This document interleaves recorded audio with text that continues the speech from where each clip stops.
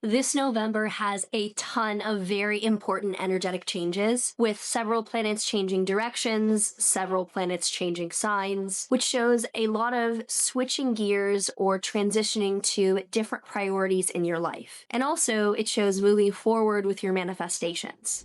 So if you're excited to get into what exactly we can expect this November as a collective energetically for everyone, make sure that you like, subscribe, and hit that notification bell so you are always up to date with what the stars have in store for you. If you're new here, hi, I'm Maren. I am an astrologer and I also do give readings. So if you're interested in a reading from me, please check out the links below. I cannot do readings this November or most of December as I will be entirely tied up working on a movie, but you will still be able to get readings for later into December and January if you want to book out that far.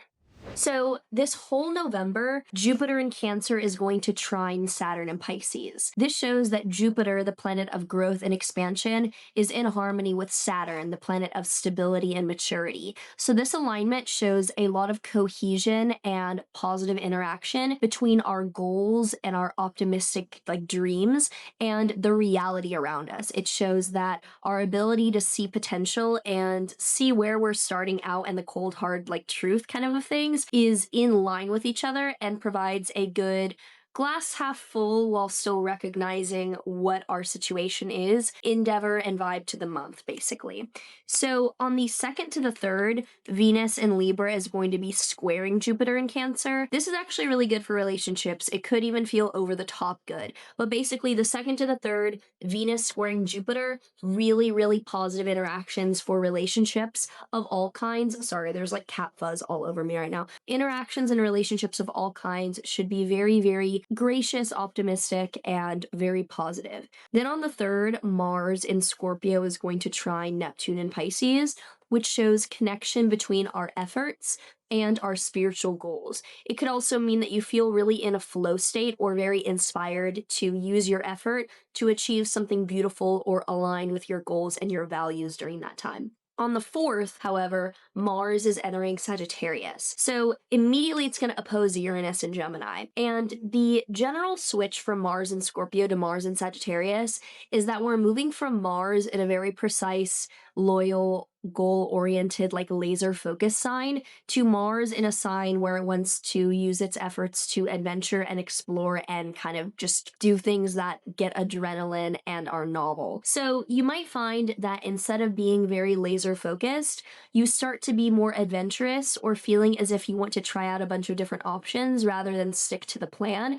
It's also a much more lighthearted Mars. But with Mars and Sagittarius immediately opposite Uranus on the 4th, the 4th, maybe the 5th as well, because this isn't going to clear out immediately, shows a ton of volatility, risk-taking, and very striking shock value to the actions that people are taking. So from the 4th to the 5th, but really just the 4th, major caution about acting really, really rebelliously for no good reason, and be cautious about others suddenly making huge jumps or taking risks that are outright just outrageous during that time. On the 5th, there is then a full moon in Taurus with that Mars-Uranus opposition still happening. So even though this full moon is pretty simple and stable, it shows the culmination of something you've worked hard on, or a chapter coming to a head that you are clear on closing up.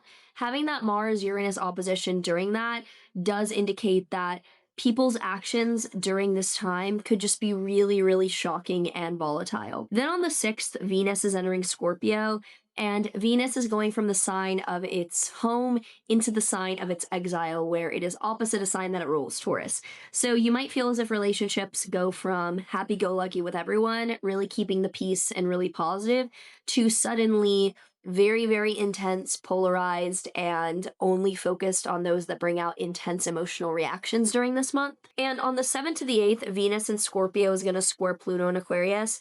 So from about the 6th to the 8th, particularly the 7th to the 8th, watch out for major obsessive, toxic love bombing or manipulation in relationships.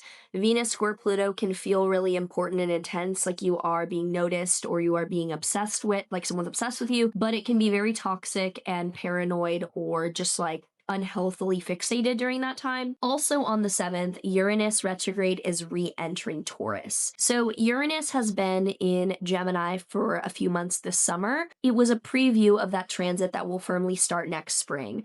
But Uranus re-entering Taurus means that Uranus is re-entering the Taurus full sign house of your chart. So you are returning to the rebellion, experimentation, or creative abundance and volatility that would have been present in that area of your life over the past 8 years. And the Gemini part of your chart is now getting a break.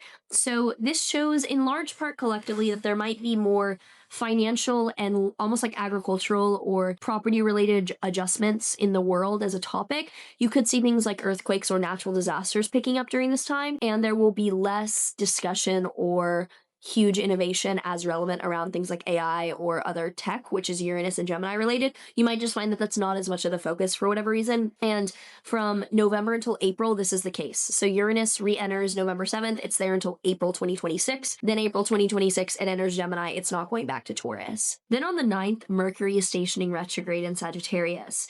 So with Mercury retrograde, as we all know, if you don't, now we will, miscommunications, delays, and having to redo things that you have mentally worked on is very likely. I have a full video somewhere explaining Mercury retrograde, and I'll probably do a full video on this one. But when a planet is retrograde, it inverts or reverses the normal things that have to do with that planet. And with Mercury, that's communication, logic, or following through on plans and overall intellectual activity. So Mercury retrograde does not usually have to do with huge cataclysmic things in your life. Mercury is focused on day-to-day events and decisions. Mercury is not a huge far out decision making planet.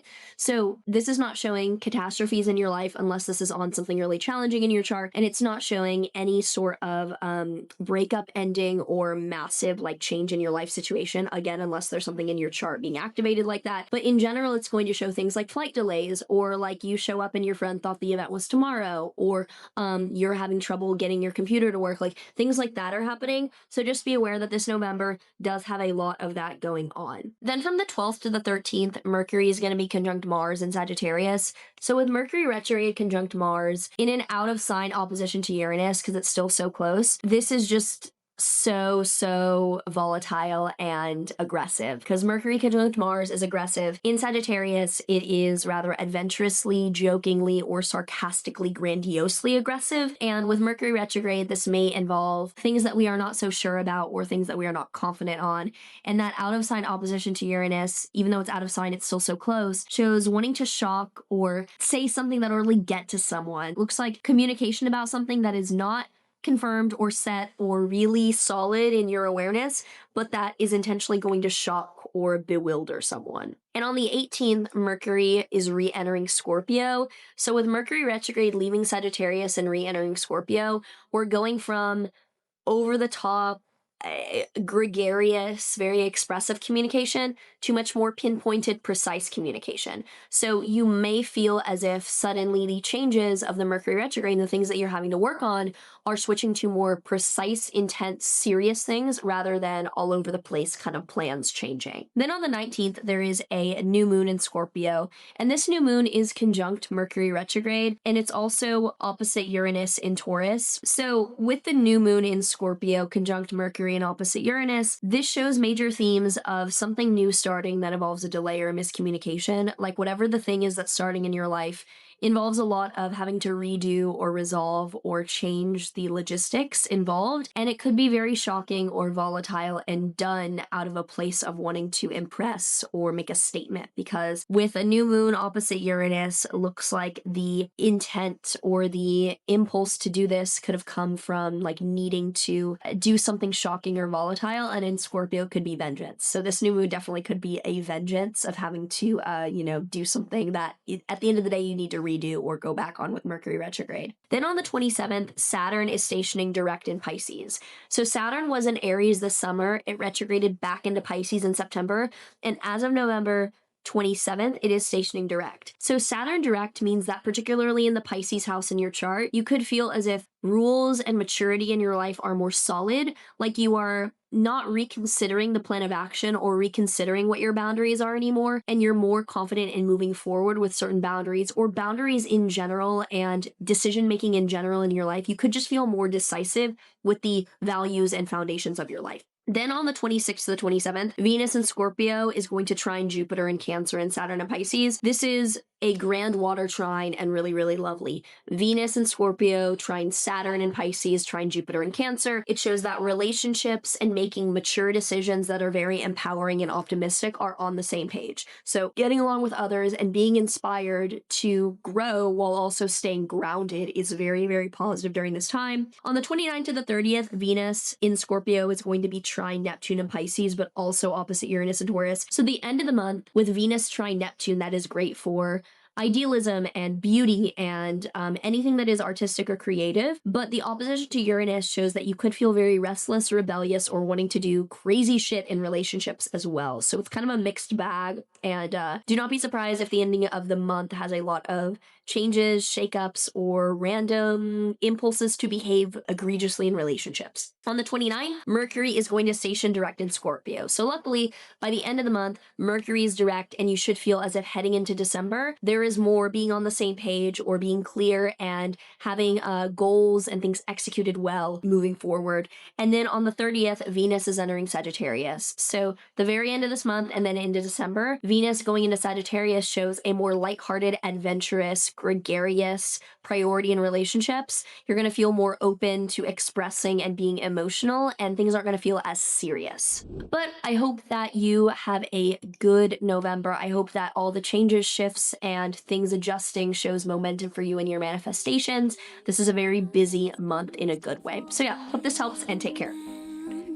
Oh, but there is one thing you're all forgetting. That endless morning will turn to night.